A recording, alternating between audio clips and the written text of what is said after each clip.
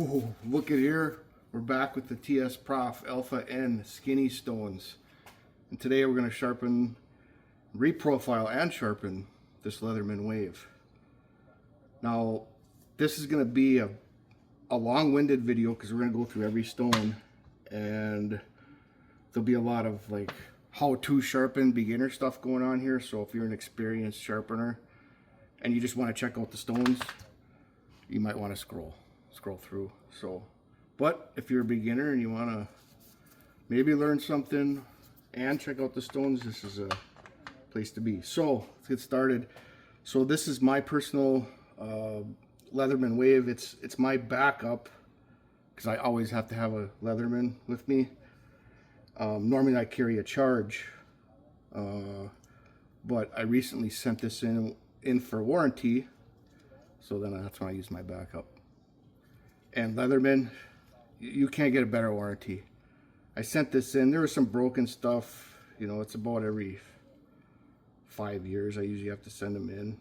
You know, stuff breaks. I use them pretty hard. They sent me back. To me, what it looks like, all they did was unscrew this cover. It's this titanium and the charge on each side and bolted it to a whole brand new, you know, new knife, both new knives, the file, scissors. They got the updated wire cutter. So yeah, what a great warranty. The greatest of all time, Leatherman wave. I like the charge better because it has the gut hook on the serrated part, and you get what is it, S30V. You get a little better steel on this one. I don't know what the wave is, but I just know it's not S30V. Anyways, so sharpening this wave. So I've got it jigged up here in a hole milled fillet clamp. When I sharpen these in here, I just usually catch the edge of this flat part, and they hold pretty good. One thing, this one has not been sharpened on a fixed angle, so whatever angle this is, it's factory, and I imagine I ran some ceramic on here. Like I said, this is my backup, so I don't use it very often. But today, all I know is I want 17 degrees. That's what I put on my own Leatherman. So we don't need to mark this and measure this. I don't care. It's just, we're going to set the axis cube to 17 degrees. And that's how it's getting sharpened. Now, a couple things to look for when you're put this in the jig. First of all, Leatherman's, it's real easy. You think, well, why aren't you centered over here? Just the way this thickens at the end, or it's real easy to get this bevel. You'll be sharpening, and all of a sudden you realize this bevel is way wider here than it is down here. So that's the thing you got to look for, especially as you start off on your first stone. We may need to move this, you know, point closer or further away from the center pivot. So we'll see how that goes. So basically, yeah, you're looking for an equal width bevel all the way down on both sides, and you're looking to see that the bevel is the same width on both sides. You know, sometimes these come where, you know, there's way more acute angle on one side than the other, you know, and you have to correct that. This one is even, looks good. So let's get going. Oh, and so we're gonna go through all these stones, 120 up to 11,000, and then at the end we're gonna do some stropping with 0.25 micron high concentrate diamond paste from Alden. So yeah, we're gonna do that at the end to get it just, it's gonna be sharp. All right, so we're all tightened down. All right, let's get going. So we're gonna start off, got our 120.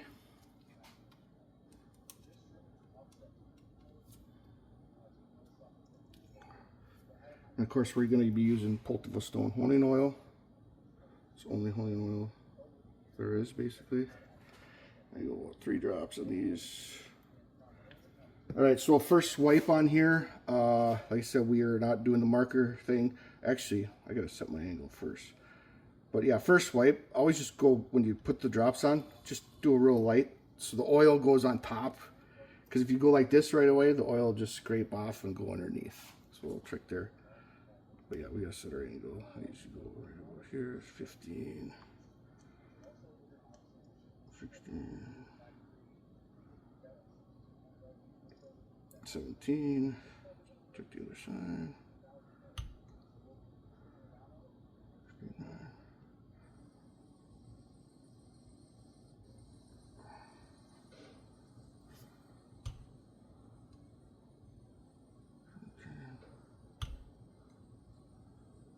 Okay, we're gonna go with that. Let's lock it in.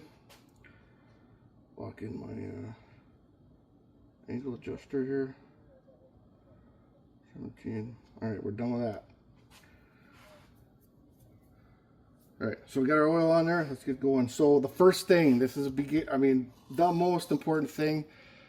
I bet you most people that have struggled with sharpening, if they just knew this one thing, their whole lives would have been easier when it comes to sharpening.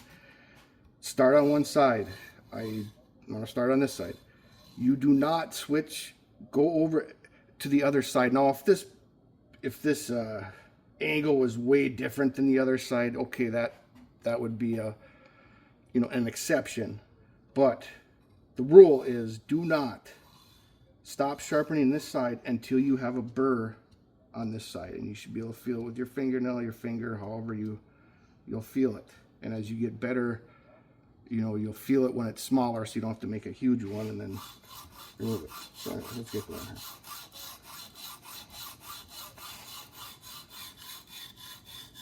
Yeah, I've always been meaning to look up what kind of steel the Wave is, and I always forget. I don't know what this is. And here we don't care about scratch pad or nothing. We're just, like I said, this one's the Reprofile, setting the burr.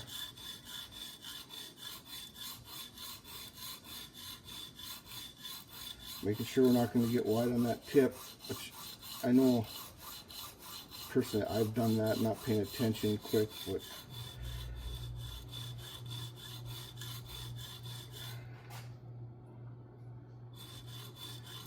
that's going to be all right.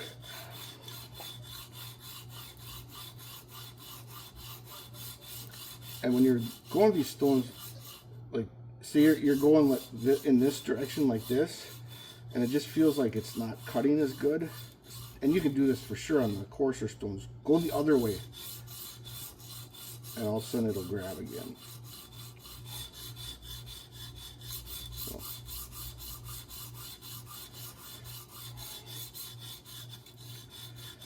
Another thing too, so you don't have to hold your finger to protect, don't go over that tip. So you have to protect it.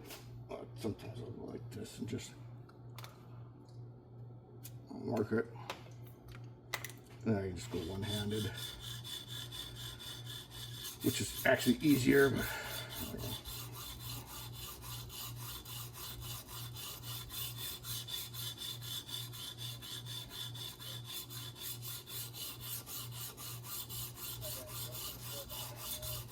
Yeah, and then this new one, I have not cut anything with this one. This is how it came.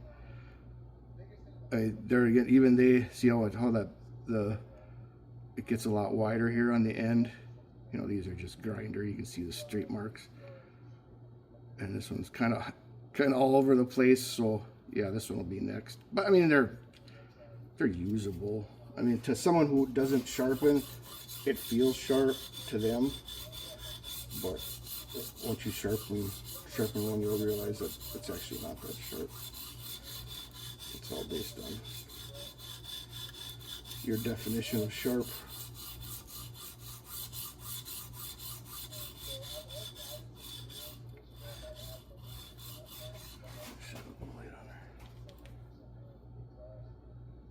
Yeah, see, I'm getting a little wide on there. So what I'm going to do is rotate. I'm going to rotate this. So I'm getting too wide. I can see I'm starting to get wide here. So that means we need to get this closer to this center point.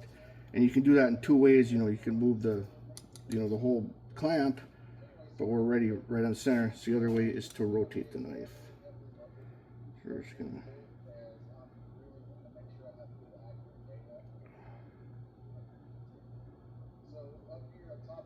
like that. Get that closer.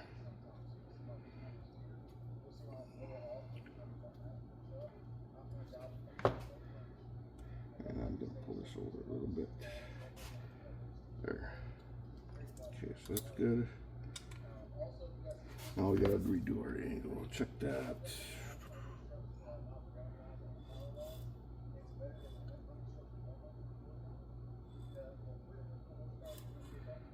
Right about here.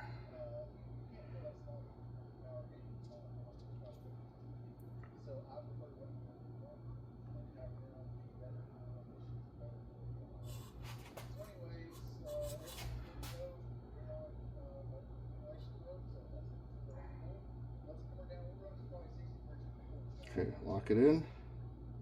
Go some more.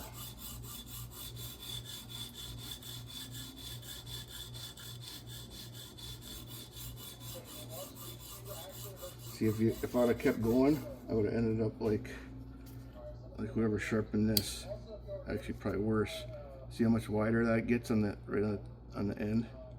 I mean, this one isn't terrible, but I mean, definitely easy to spot.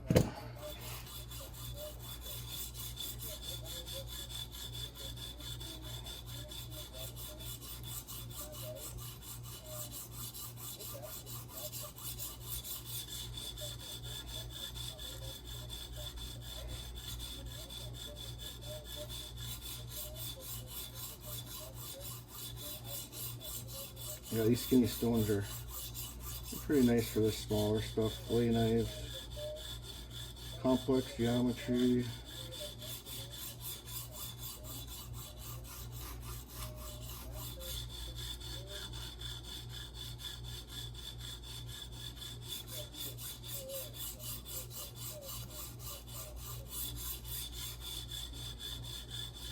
I'm sure we have a burr.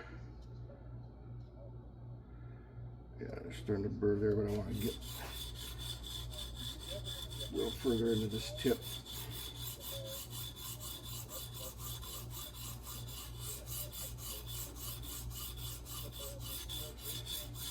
I used to have about 4 of these waves, but I lose them. I get them because, like I said, I can't be without a Leatherman. So even on vacation. So when we go on vacation, we generally don't check bags, so I can't take my Leatherman to wherever we're going on vacation. So when I get there, I buy one, a brand new one, wherever, Walmart or wherever, and then when we fly home, then I check my bag, or whatever. You always end up buying stuff anyways, and then I put my new Leatherman in there. Warranty does not cover loss.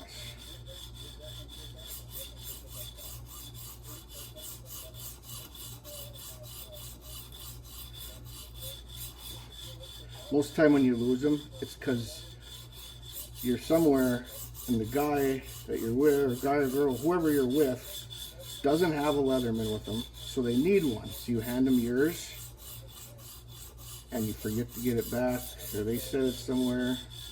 The easiest way to lose a Leatherman, by letting someone else use it. Happens all the time.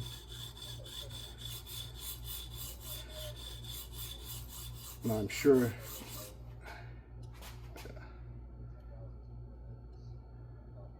we got a burr. I don't know if you see on camera, I want to get in that tip because I want to be, since we're going through every stone, I want this to be pretty.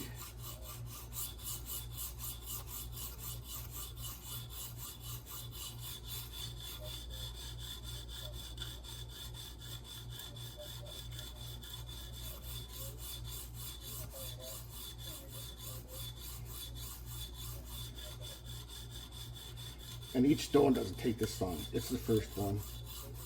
We need to apex the blade. That's why we can't go to the other side yet. You create the burr, then you go to the other side, and you basically are flipping the burr over to this side. And at that point, you know you've apexed. And from that point on, it's basically scratch pattern refinement and burr removal is basically what you're doing. The rest of the stones.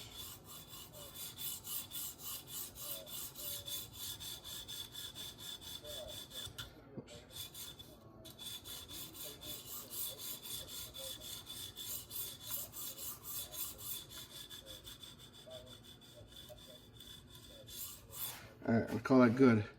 And then for cleaning, well, this is the first stone. I'll go over that in a minute here. But like, especially on the first cut, you know, you'll get, you know, some of that swarf in there or whatever that is. Just take some fresh oil in there, rub it. This oil is kind of like a cleaner too.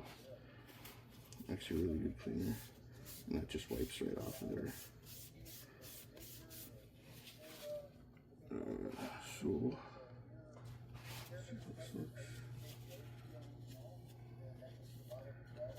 fine.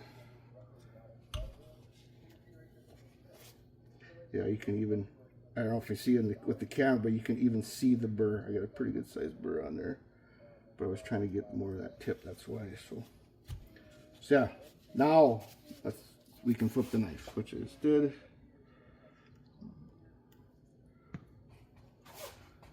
And we'll do it backwards, just spread the oil and just kind of knock that burr down. I'm just doing a couple of light ones. At first I start out kind of light, so we're not just reefing and tearing up on that burr.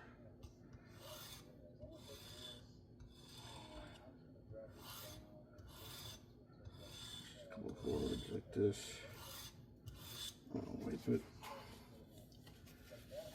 There. Now we can.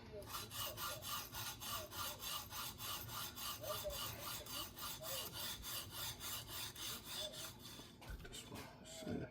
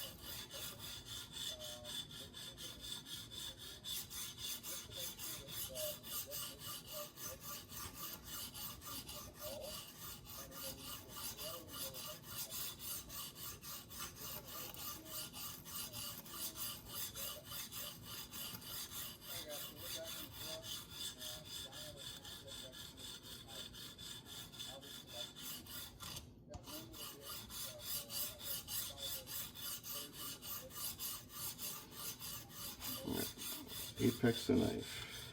That's all we're doing here.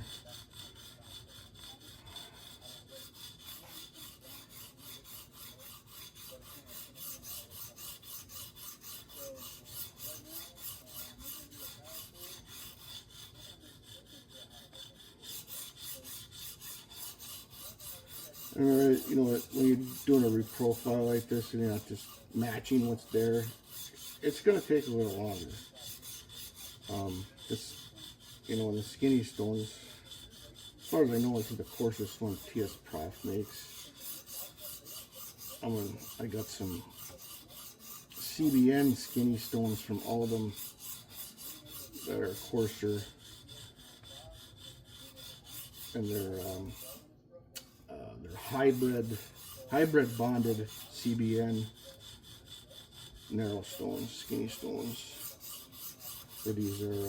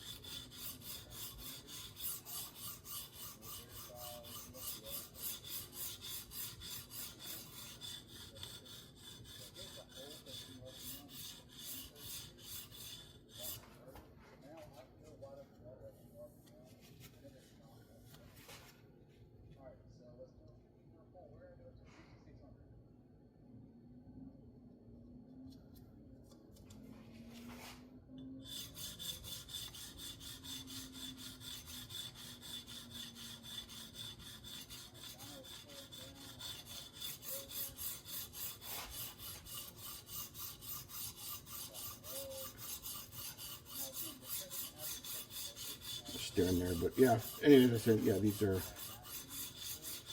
these are resin bonded diamond, and the ones that are on the way that I'm gonna try. I mean, I've used hybrid bonded CBN in full size, but just not in skinny. I do like CBN better overall. It's not a huge difference, but it's definitely works better for knife sharpening overall. I mean, there's certain things, but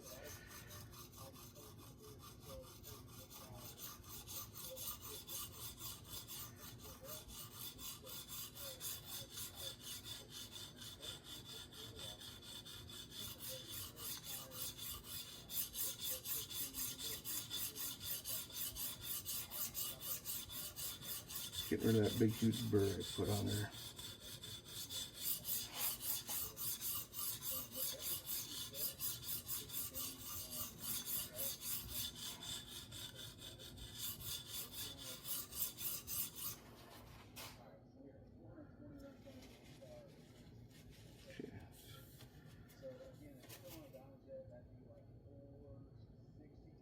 All right, let's go to the other side. Now at this point we have apexed, and what our goal is now, some people wait to the very end to do any burr removal, but I like to, especially on the coarse stones, just try to get rid of as much as I can so I don't have to battle it later on a finer grit stone later on. Just do a little bit of cleaning on this. So like oil, I mean, people think it's all messy. No, if you don't put too much on, it's fine. And then to clean your stone, brand new again. All right, so now this is pretty much strictly burr removal with this stone here. So we'll spread the oil, backward passes here to get rid of that burr. Now I'm just gonna go like this to clean it up.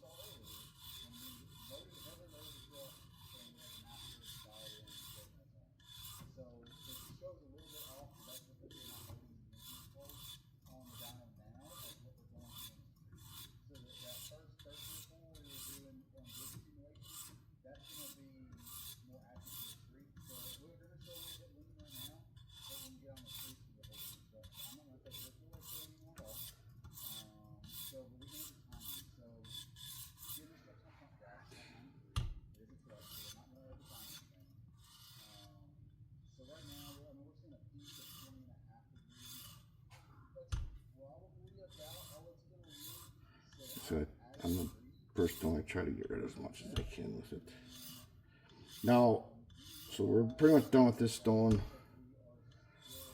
At this point, if your knife isn't really sharp, don't think going to the next stone finer is going to make it sharper. It will not. You'll sharpen till you run out of steel. Your knife should be very sharp at this point because we've apexed. So it should just, it might be a little rough. There's, some burr on there, but, definitely should just, slice right through paper. So now, and then with these stones for cleaning, the easiest way to make it easy on yourself, say at the end of the day, a quick cleaning, do this, wipe it, take it to the sink, rinse it off, dry it, brand new. You want to use a little Dawn, you can. Keep them clean. you'll spend less time with those Nerugas, or how do you say it, stones for cleaning, or the silicon carbide. You'll be doing that less. So now, with the new stone, that's the other thing, cleanliness as far as contamination. So start off with a new rag. First of all, clean everything off, wipe the knife so that the coarser grit from this stone doesn't contaminate what's going on here.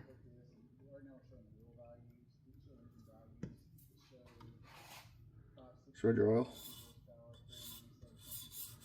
And same thing, but like I said, every stone is going to be much quicker. Some people go and they count 1, 2. You can do that. 3. It doesn't matter that so much. The biggest thing is form the burr, flip it back over, and the rest of your time is removing the burr and refining the scratches in there.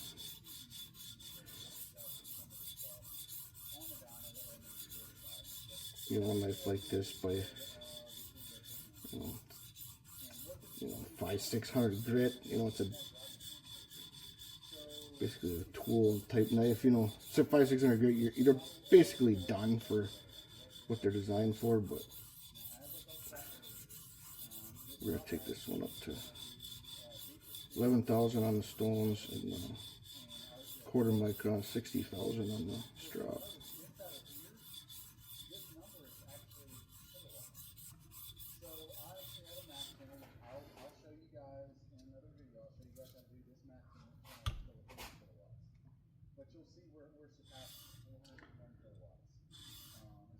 Problem with that marker is the oil washes it off.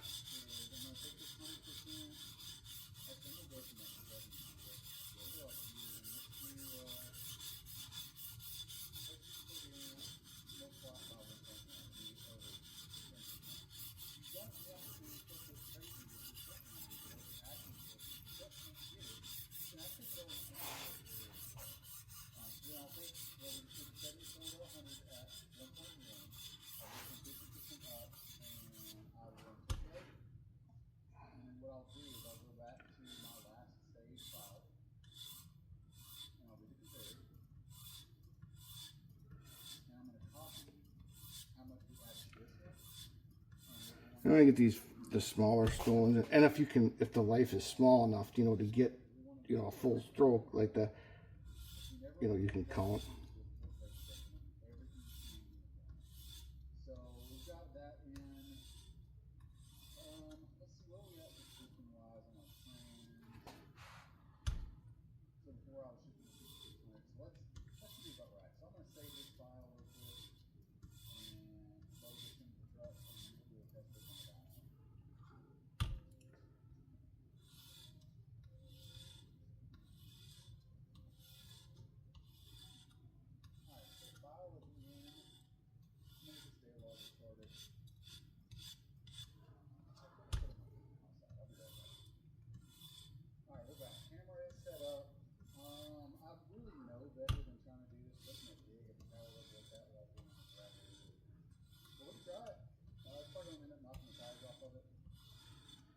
Sharpen a knife the right way. It's like the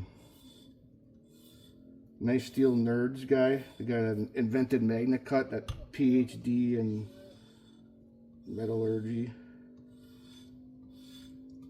Even he says, and he's the guy trying to sell his own product, MagnaCut steel, is people don't understand the power they have over edge retention based on blade geometry. How you sharpen.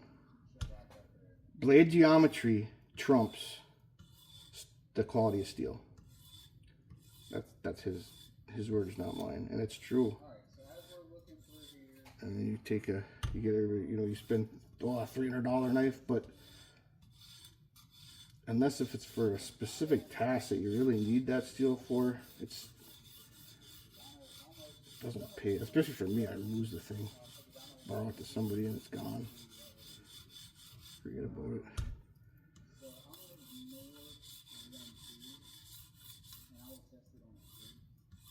Alright, that's pretty good there.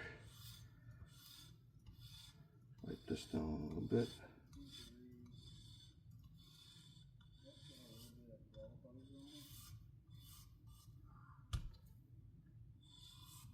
Okay, that's almost done.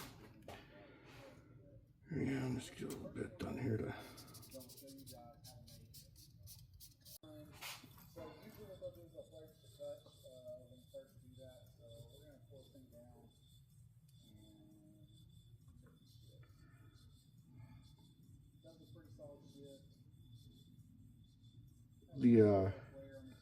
The Work Sharp Professional Precision Adjust actually works pretty good too for sharpening Leathermans. You know, it's the whole unit is smaller. And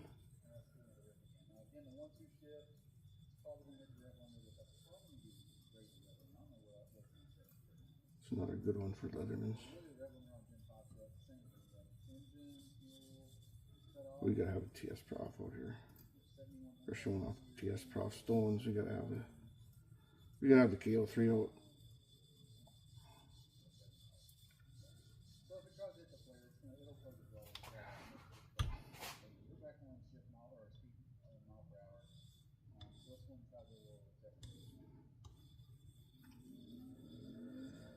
Yeah, if these just don't overthink it. You think about, you know, honing. Basically, we're doing honing or steel removal in general.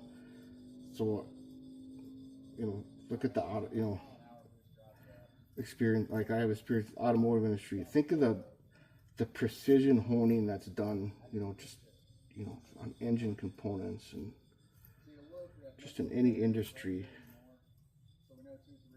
It makes knife sharpening like elementary in comparison. If you just kind of relax and don't try to get too overthink it too much.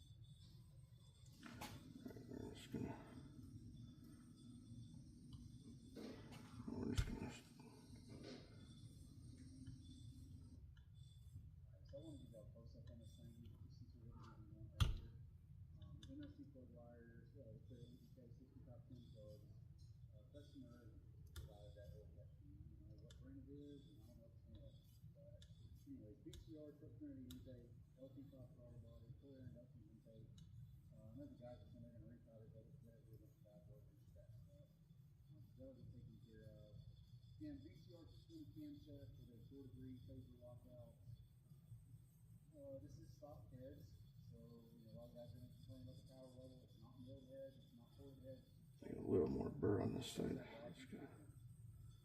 Off here.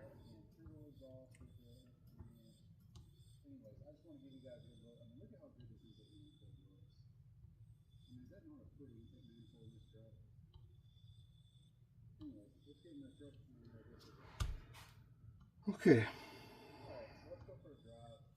Enough of that one. Alright, so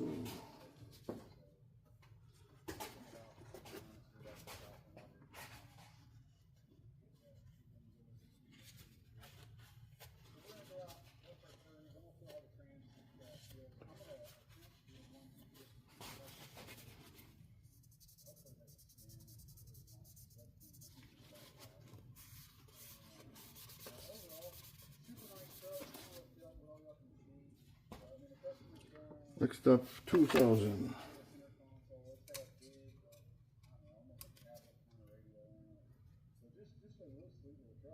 I wouldn't normally go through every stone like this, but we're gonna spread your oil.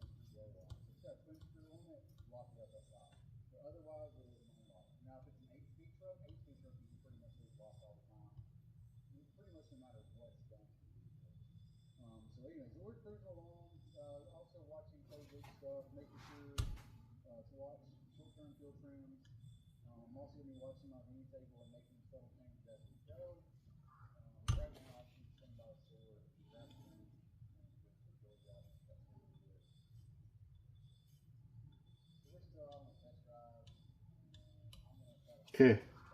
Oops. Next up, it's gonna be 5K.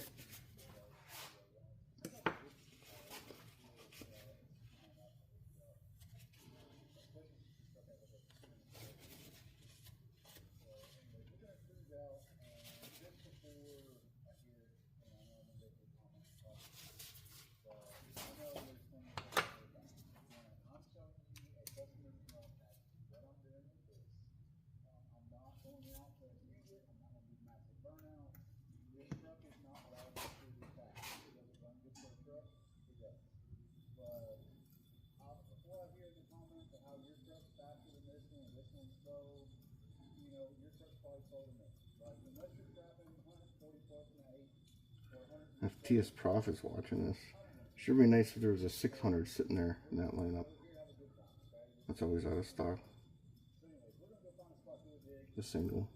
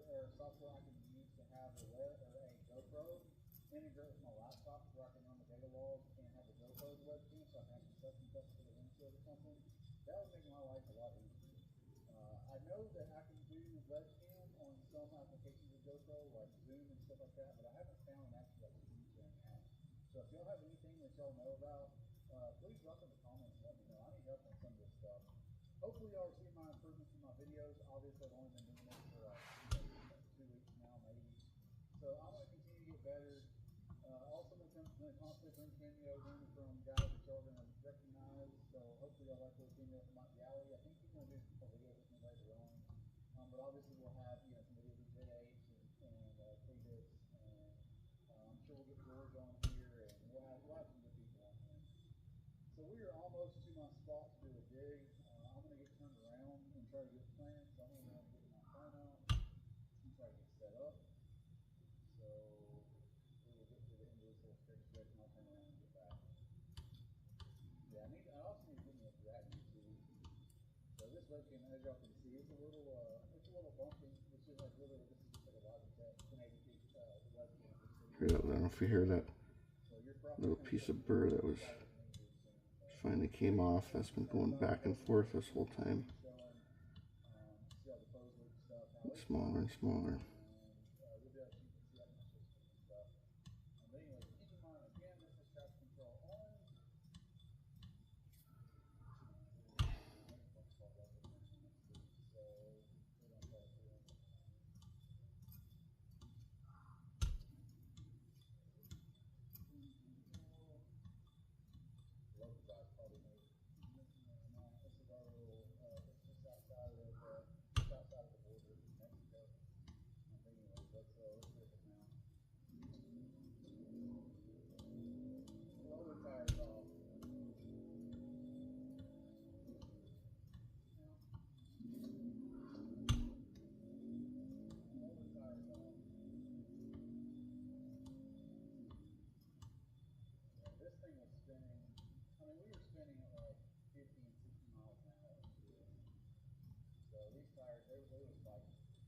Okay.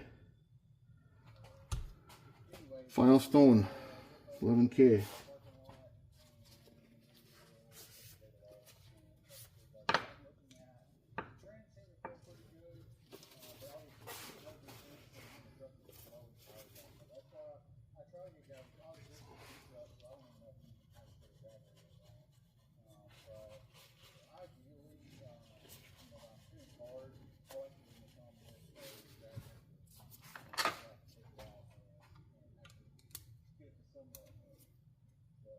Get to a parking lot and we'll go through the day log. Alright, so I just want to run over this day log real quick with you guys. Spread your oil. So you'll look through and see, as we're taking off, tires start to break loose. So what happens is when they break loose, obviously the traction control comes in. So you're going to see traction control is going to be known as chassis on your predicted axle force right here. So chassis comes in, it's pulled us down a negative 13 degrees timing as you start to look up. It's nice about these stones if you don't have strops or don't know how to strop or don't want to strop. They're getting such fine grits, like this basically is a strop. You could just strop with these things, leave it right on the machine and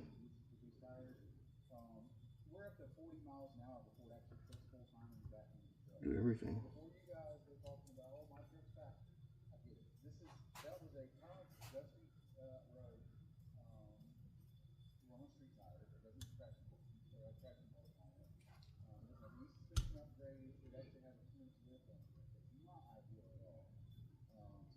Truck is probably fast, but I don't need y'all to come in here talking about how fast your truck is. Like, unless it traps 140 and 8 or more, or 170 or more in a quarter mile, it ain't impressive. So let's not have that conversation. So, anyways, as we're scrolling through here, you'll see we made the shift at 68.57, which is not bad. Traction control was still just really just fighting us. So we made it through the shift. You'll see the truck started to unload again. 60 miles an hour, we're breaking loose again. So you see alright, we're going to go one more each side, and since I'm stropping, so I'm not doing much for single strokes back and forth. We're going to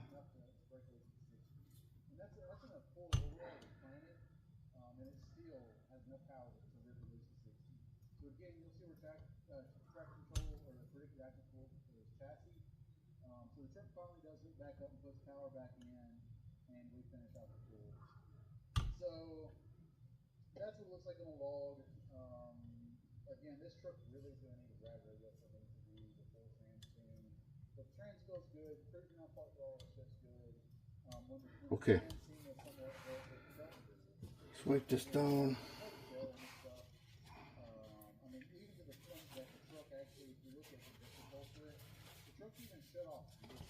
Yeah, definitely.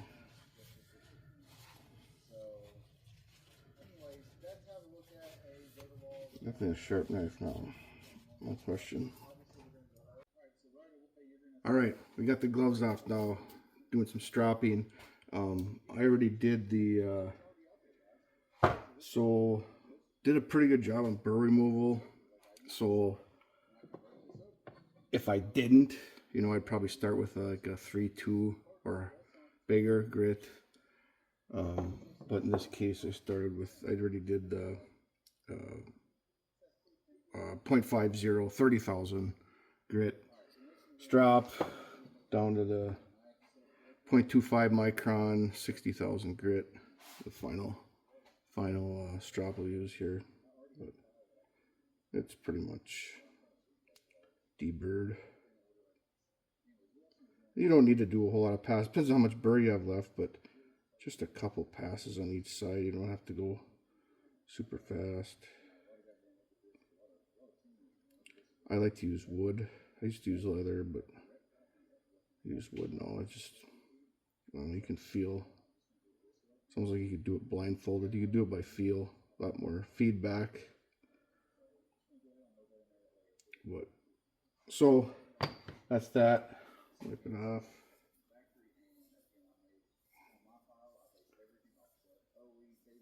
Yeah. So yeah, it's turned out pretty good. Pretty good for a everyday carry Leatherman tool.